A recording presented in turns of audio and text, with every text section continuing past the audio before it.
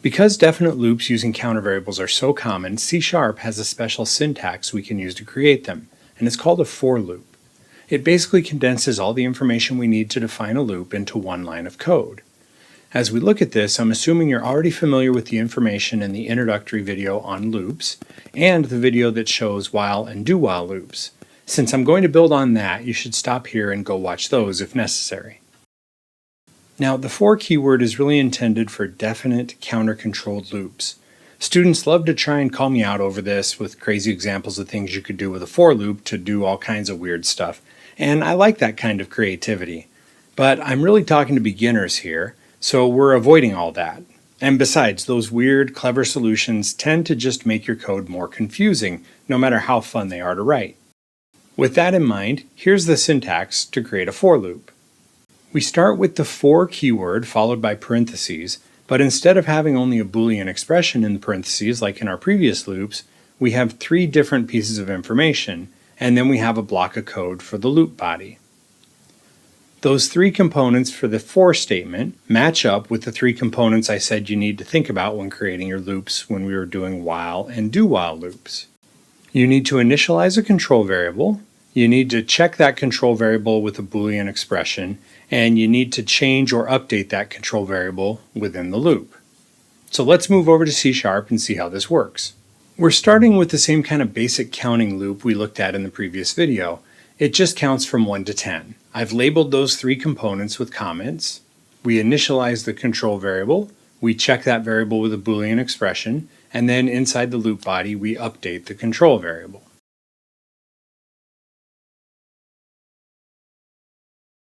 Let's rewrite this while loop using the for loop syntax.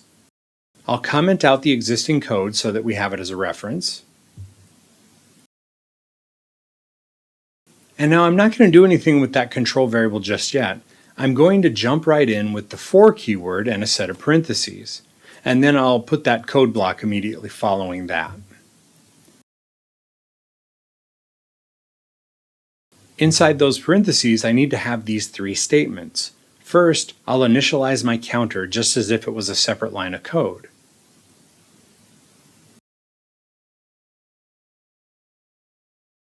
Then I'll add a semicolon because that's how we separate these three pieces of a for loop. And the next component is the Boolean expression that gets checked before each iteration. Counter is less than or equal to 10. This piece is the same as the Boolean expression I put in the original while loop, and again a semicolon to separate it from the next one. And the last component is how we'll update the control variable at the end of each iteration.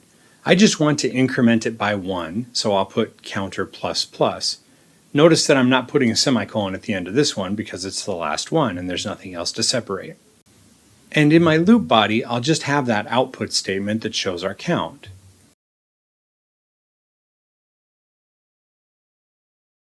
Let's go ahead and see if that works. So it does execute just like the while loop we replaced. The idea is that this one line of code is equivalent to those lines of code we used for the while loop. Now, a for loop can look really confusing or intimidating to a beginner. There's all these different parts and we've got semicolons in the middle of it and things that we don't normally do in our C# code to this point. But if you just take it piece by piece and remember what each of the three elements does, this is really just an easy way to put all of those things into one line of code. So let's see how we can change the behavior of this loop a little bit. I'll copy and paste this and comment out what I just wrote so that I can look back at it if I need it. And that's a good example of just a really basic for loop for later. Just like any other counter-controlled loop, I can manipulate these values to get the behavior I want. If I want a loop that counts from 15 to 50, counting by 5, I can do that. I'll change this initialization so that it starts at 5. We'll keep going as long as we're less than or equal to 50. Now for my update, I want to add 5, so I'll need to delete the plus plus and I'll use plus equals. Let's run that. It looks good.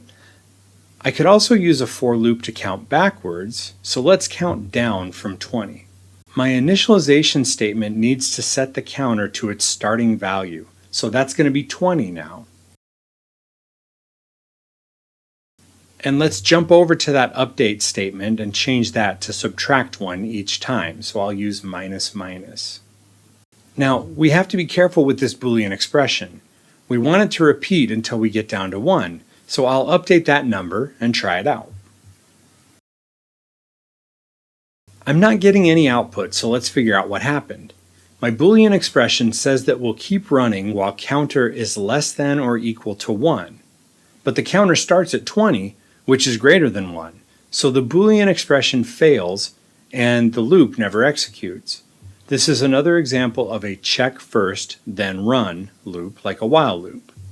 What we really want is to iterate while the counter is greater than or equal to 1. So I'll make that change, and let's see if it works. Okay, that's more like it. And again, we can adjust the loop however we want by manipulating these three components. So I can make it count down by 4 each time.